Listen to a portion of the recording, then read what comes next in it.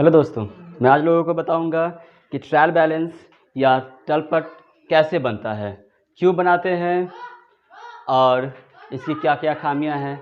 सब कुछ मैं आज पूरा डिटेल इस वीडियो में बताऊंगा। ट्रायल बैलेंस आमतौर पे ये पता लगाने के लिए बनाया जाता है कि हमने जो कुछ एंट्री किया, जनरल एंट्री के बाद मैंने लेजर बनाया, लेजर में डेबिट क्रेडिट बराबर है या नहीं है। अगर बराबर नहीं है तो खोजा जाएगा, बराबर किया जाएगा। कभी कभी ऐसा होता है कि मिलता ही नहीं है तो वहाँ पे सस्पेंस अकाउंट डाल के बराबर कर दिया जाता है। आमतौर पे डेबिट और क्रेडिट बराबर होना चाहिए, क्योंकि हम जो कुछ भी एंट्री करते हैं, जितना डेबिट करते हैं उतना ही क्रेडिट करते हैं। तो आमतौर पे कभी कभी जोड़ घटाव में गलत हो जाता है या फिर अमाउंट लिखने में गलत हो जाता है, तो डेबिट क्रेडिट में फ़र्क हो जाता है। तो अगर फ़र्क मिल रहा है तो उसको ऑडिट करके चेक कर लिया जाता है कहाँ पे गलत हुआ है, उसको सही कर लिया जाता है। अगर नहीं मिला तो सस्पेंस अकाउंट बना करके और उसको मिलान कर दिया जाता है डेबिट क्रेडिट को। ट्रायल बैलेंस इसके मुख्य उद्देश्य है खातों की अंकगणितीय शुद्धता की जानकारी का। अंकगणितीय मतलब जो हमको लिखावट, अमाउंट में जो लिखावट है उसके अंदर जो कमी है और उसकी शुद्धता, उसकी जानकारी लेने के लिए किया जाता है। दूसरा, अशुद्धियों का पता लगाने, कहीं पर गलत हो गया है उस गलत की जानकारी लेने के लिए बनाया जाता है। तीसरा, अंतिम खाते तैयार करना है तो उसके लिए हम सारांश को मिलान करना भी ज़रूरी होता है, इसलिए भी ट्रायल बैलेंस बनाना ज़रूरी है। खाता विशेष के शेष को ज्ञात करना, यानी किस खाते का कितना शेष बचा हुआ है और ट्रायल बैलेंस लिखने पर सब एक साथ आ जाता है। फिर उसको trading account, PL account, balance sheet में ट्रांसफ़र करना बहुत आसान हो जाता है, इसलिए ट्रायल बैलेंस बनाते हैं। और ट्रायल बैलेंस का मतलब ही होता है तलपट का मिलान खाता वही गणितीय शुद्धता का प्रमाण माना जाता है। यह निश्चित तिथि को बनाया जाता है, यानी आमतौर पे 31 मार्च को बनेगा, क्योंकि इंडिया में मार्च क्लोजिंग होता है। वित्तीय वर्ष 1 अप्रैल से 31 मार्च तक होता है, तो 31 मार्च को ये बनता है। पहले भी बनाया जा सकता है, उसके बाद भी बनाया जा सकता है, लेकिन आमतौर पे मानेंगे कि 31 मार्च ही है जो बनता है।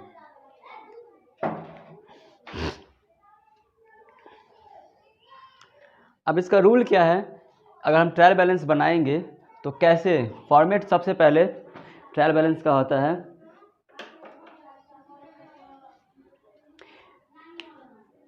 सीरियल नंबर होता है सबसे पहला, सीरियल नंबर।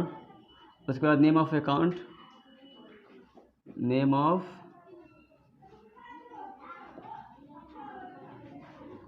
अकाउंट, यहाँ पे लेजर के पूरे नाम होंगे, ठीक है। उसके बाद LF,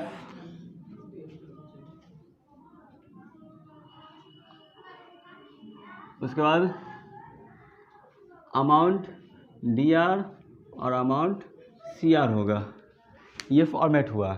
यहाँ पर 1 2 3 जितना सीरियल नंबर होगा वो लिखाएगा। उसके बाद यहाँ पे लेजर के नाम लिखाएंगे, जैसे purchase account, sales account, furniture account, उसके बाद रमेश अकाउंट, जो कुछ भी होगा, loan account, cash account, plant account, furniture account, जो भी होंगे सब इसमें लिखाएंगे, इसमें, इस कॉलम में।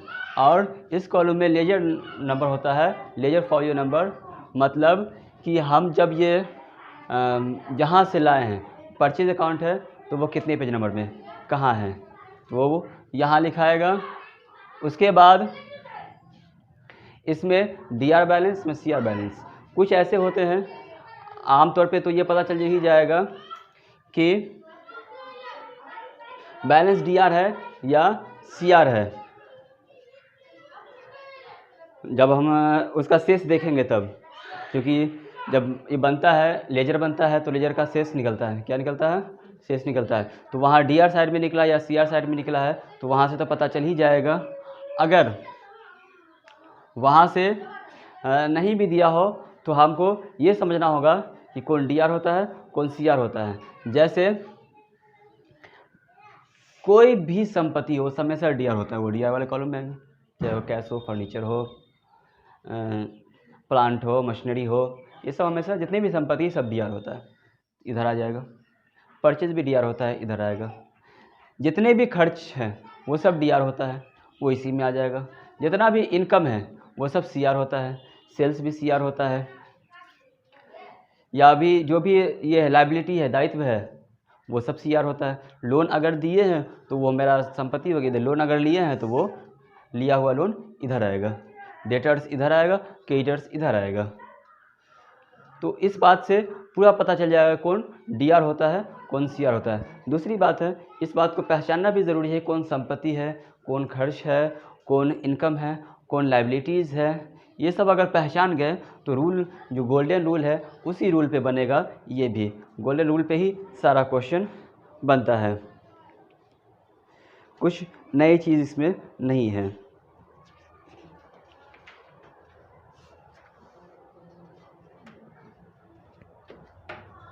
अब हम पहला क्वेश्चन देखते हैं।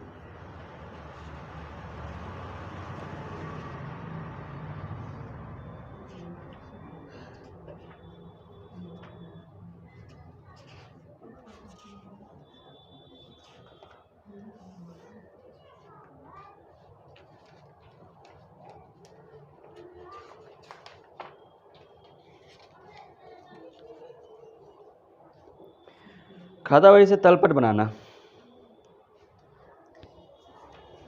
निम्नलिखित शेषों से 31 मार्च 2020 का तलपट बनाइए। ओपनिंग स्टॉक है, ओपनिंग स्टॉक डी आर होता है। क्या होता है? डी आर होता है। क्लोजिंग स्टॉक सी आर होता है। सीरियल नंबर 1 ओपनिंग स्टॉक कितना अमाउंट है? 20,000। डी आर साइड में होगा 20,000, ठीक है।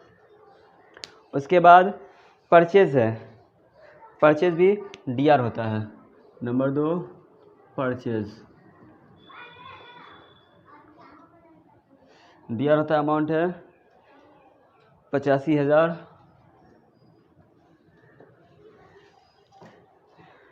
उसके बाद सेल्स है,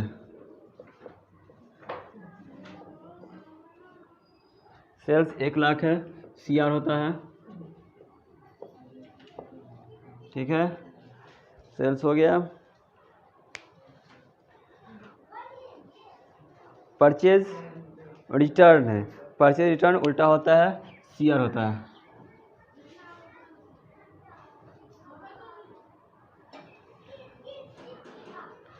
परचेज रिटर्न 8,000, ठीक है। उसके बाद कैपिटल सी आर होता है,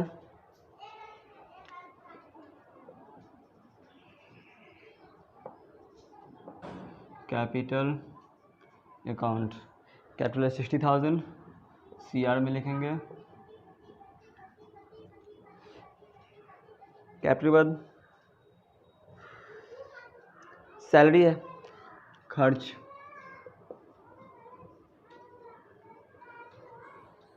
सैलरीज है 7,000, खर्च है, डी आर होगा।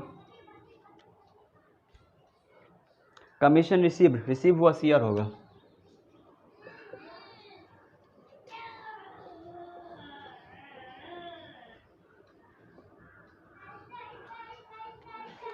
अमाउंट है 2,000। उसके बाद कैश है, कैश आमतौर पे कैश ऊपर रहना चाहिए था, ये रूल है।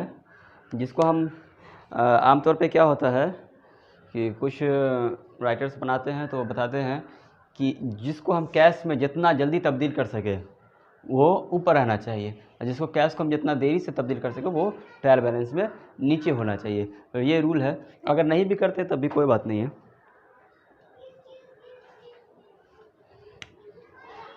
कैश 5,000। बैंक ओवरड्राफ्ट, बैंक रहता तो डी आर होता, ओवरड्राफ्ट जो है सम दायित्व हो गया, वो सी आर होगा।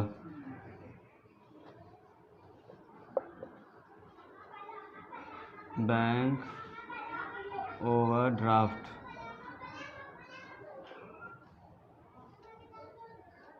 5,000।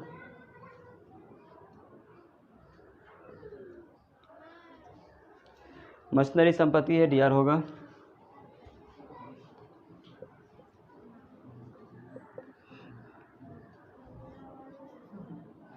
$58,000 हो गया सब कुछ। हम जोड़ देते हैं सबको। 85, 20, 105, 7, 12, 5, 17, 17, 58 कितना होगा? 8, 7, 15, 75, 1,75,000, 1,08,000, 60, 68, 68 70, 5, 75। ठीक है, दोनों तरफ बराबर आया, सही है।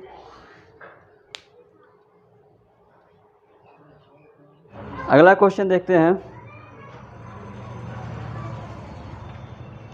क्या है। नीचे दिए गए शेषों के 31 मार्च 31 दिसंबर 2019 को तलपट बनाइए। ठीक है, इससे पिछले क्वेश्चन में एक मेन चीज़ छूट गया था जो बहुत ज़रूरी है, वो है इसका हेडिंग। हम इसका हेडिंग नहीं दिए थे, जो छूट गया था, बहुत ज़रूरी है। सबसे पहले लिखा था ट्रायल बैलेंस। ठीक है, उसके बाद एज ऑन करके डेट दिया जाता है जिस डेट को बना रहे हैं। पिछले क्वेश्चन में डेट भी नहीं था, और सॉरी डेट था लेकिन हम ध्यान नहीं दिए।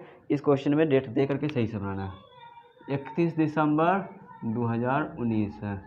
ठीक है, 31/12/19 को बना रहे हैं, ये हेडिंग ज़रूरी है। अब हम देख लेते हैं क्या क्या है। सबसे पहले है कैपिटल 63,000। हम जानते हैं कैपिटल सीआर होता है, सीआर में जाएगा। कैपिटल कितना है? 63,000। 63,000 हो गया कैपिटल। उसके बाद land and building. Land and building संपत्ति है, संपत्ति है तो क्या होगा? डी आर होगा। लैंड एंड बिल्डिंग संपत्ति है तो डी आर साइड में आएगा। कितना है? 10,200। 10,200। फर्नीचर संपत्ति है, ये भी डी आर होगा तीसरे नंबर पे। फर्नीचर 2,000। ठीक है, फर्नीचर हो गया। उसके बाद डेटर्स डी आर होगा। ठीक है, सन्डी डेटर्स है, एस डेटर लिख देते हैं, सॉरी चौथे नंबर पे। एस डेटर्स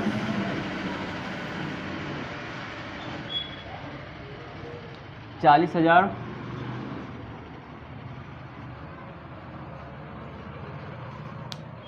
हो गया। उसके बाद सन्ड्री क्रेडिटर्स है, उसको एस क्रेडिटर्स लिख देते हैं। सन्ड्री क्रेडिटर्स 30,000 हो गया। अब देखते हैं स्टॉक। स्टॉक जो है 1/1/19 को, इसका मतलब ओपनिंग स्टॉक है। ठीक है, तो ओपनिंग स्टॉक लिखेंगे।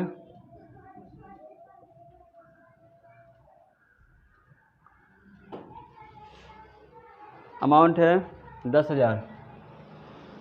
ओपनिंग स्टॉक डी आर होता है और क्लोजिंग स्टॉक सी आर होता है। परचेज है, डी आर होता है 70,000।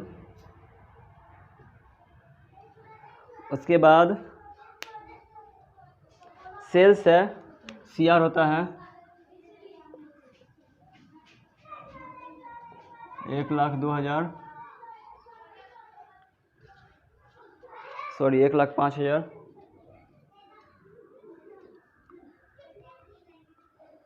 उसके बाद परचेज रिटर्न है, भी सी आर में जाएगा।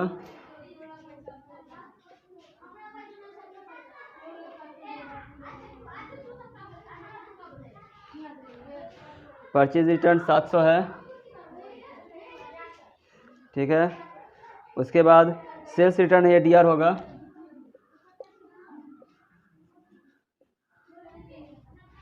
एक 1000।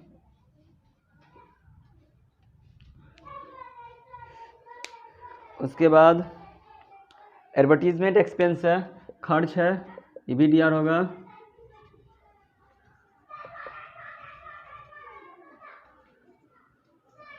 एक्सपेंस शॉर्ट में लिख देते हैं 200। उसके बाद सैलरी एंड वेजेज है 20,000, ये भी खर्च है। सैलरी एंड वेजेज 20,000 खर्च डीआर होता है, डीआर में आएगा। उसके बाद रेंट एंड टैक्सेस है, ये भी खर्च है, ये भी डीआर होगा। रेंट एंड टैक्सेस कितना है? रेंट एंड टैक्सेस है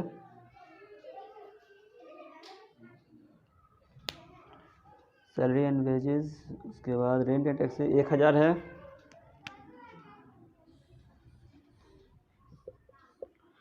उसके बाद इंटरेस्ट रिसीव्ड है, इंटरेस्ट रिसीव हुआ तो ये सीआर जाएगा कि ये सम आया।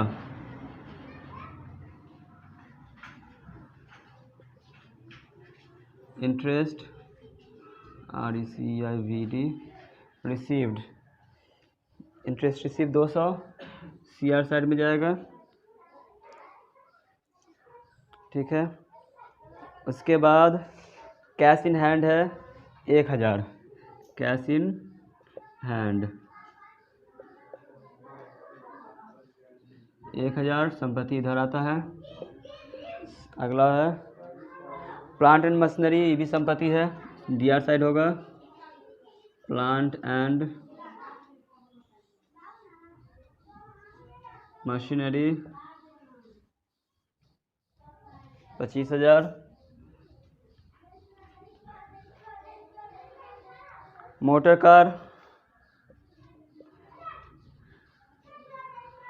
ये भी संपत्ति है, ये भी डीआर साइड होगा 18,300, ठीक है। अब इसको हम जोड़ देते हैं। पहले 2 0 रहा ऐसा ही, 2 0 के बाद 200 400 4 3 700 7 आ गया। तीसरा 2000, डेटर्स 40,000 था तो ये नहीं आएगा। 2000 3000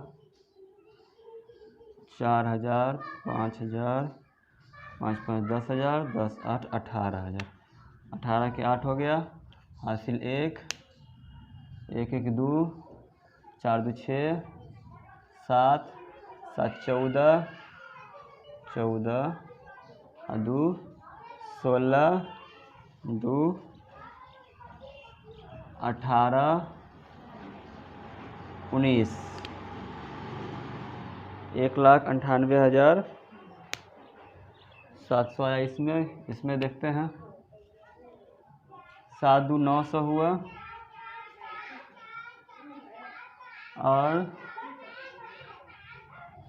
3 5 3 8 8 हो गया, 6 3 9 9 हो गया, एक ये। यहाँ देख रहे हैं कि दोनों तरफ बराबर नहीं है, अमाउंट बराबर है। क्वेश्चन में जितना था सब अमाउंट हम ले लिए, यहाँ पे कुछ नहीं छूटा। नहीं छूटने के बाद भी क्या हुआ कि हमको सीआर साइड हो गया 1,98,900, 1,98,700 इधर आया डीआर साइड में। डीआर साइड में कम है तो लास्ट में हम जब जहाँ कम रहता है तो एक सस्पेंस अकाउंट दे दिया जाता है और सस्पेंस अकाउंट में जितना कम होता है उतना बढ़ा डाल दिया जाता है। 200 कम है, अब इसको भी हम बराबर कर देंगे। तो ये ये भी 1,98,900 हो गया, ये भी 1,98,900 हो गया। जिधर कम होता है उधर सस्पेंस, अगर यहाँ सस्पेंस इधर कम होता सस्पेंस अकाउंट का अमाउंट इधर होता है, जिधर कम। ये लास्ट में दिया जाता है लेकिन पहले क्वेश्चन में चेक कर लेना है कि कहीं हमसे ही तो गलती नहीं हो गया। क्वेश्चन में ज़रूरी नहीं है, इसमें तो ऑलरेडी था, क्वेश्चन में कोई गलती नहीं हुआ, फिर भी यहाँ कम था तब दिए, ऐसे ही नहीं दे देना है। पहले चेक करना है दोनों तरफ बराबर नहीं है तब सस्पेंस अकाउंट देना है, जिधर कम होगा तब। ये नहीं कि नहीं मिला तो चलो दे दो तुरंत।